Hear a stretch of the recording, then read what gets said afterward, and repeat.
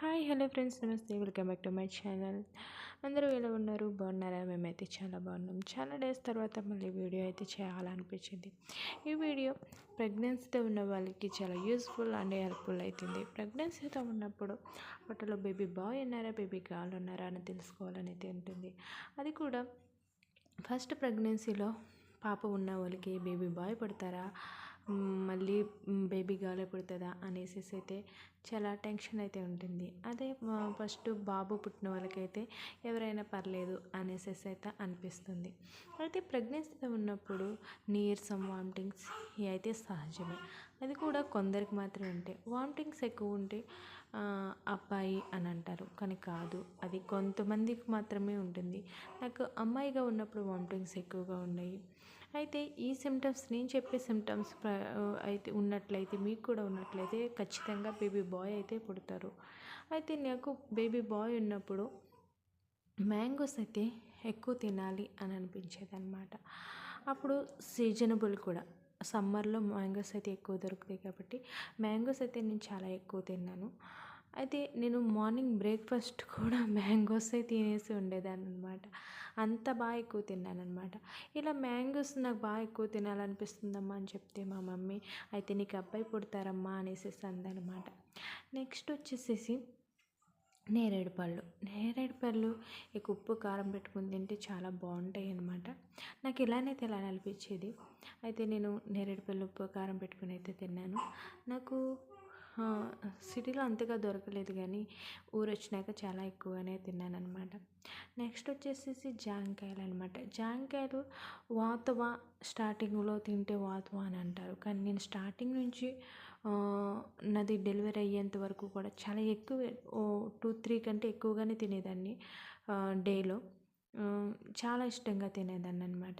ఇక వచ్చేసి fruit avocado, ఇదైతే నేను ఎప్పుడూ ట్రై చేయలేదు, కానీ ఈసారి ప్రెగ్నెన్సీతో ఉన్నప్పుడు మా సిస్టర్ నాకు సజెస్ట్ చేసింది అనమాట. ఆవకాడ ఇలాంటి ఫ్రూట్లు తింటే బేబీ బాగుంటారు అనేసి అందనమాట.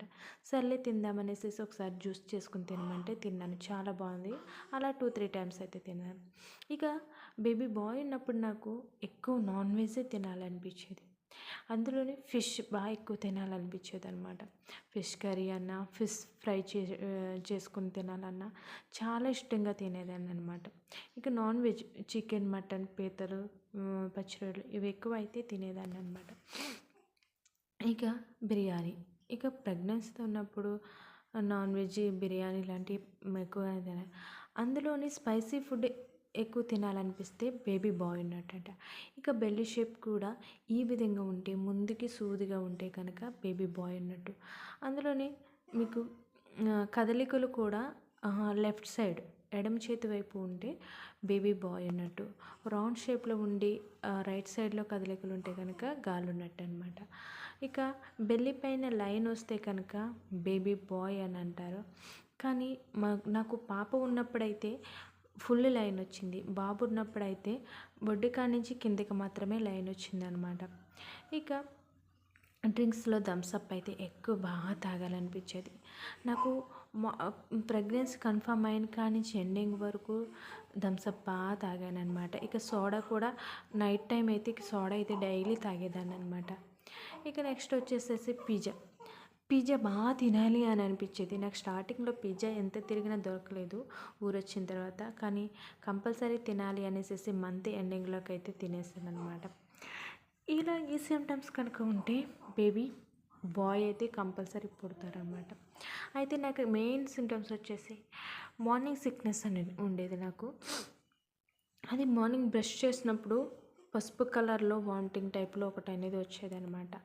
అది స్టార్టింగ్ నుంచి డెలివరీ రేపు అవుతుంది అనిపించుకున్నప్పటి వరకు కూడా డైలీ మార్నింగ్ బ్రష్ చేసినప్పుడు అయితే అదైతే ఉండేది. పాప టైంలో అయితే అంతగా ఉండేది కాదు, స్టార్టింగ్లో మాత్రమే అలా అనిపించేది, ఒక 3 months అలా అనిపించేది. ఇక బేబీ బాయ్ ఉన్నప్పుడు నాకు డ్రాగన్ తినాలనిపించింది, కానీ నాకు డ్రాగన్ అయితే అంతగా పడదనమాట, కానీ తినాలనిపిస్తుంది కదా అని ఒకసారి తిని చూశాను అనమాట. ఇక కాళ్ళు వాపులు ఉంటే పాప పుడుతుంది అని అంటారు. అయితే నాకు మా పాప పొట్టలో ఉన్నప్పుడు కాళ్ళు వాపులు అయితే అస్సలు లేవు. బాబు పొట్టలో ఉన్నప్పుడైతే 8 మంత్‌లో లైట్‌గా కాళ్ళు వాపులు అయితే వచ్చినాయి. ఒక 10 డేస్ అలా ఉండి తర్వాత మళ్ళీ తగ్గిపోయినాయి అనమాట.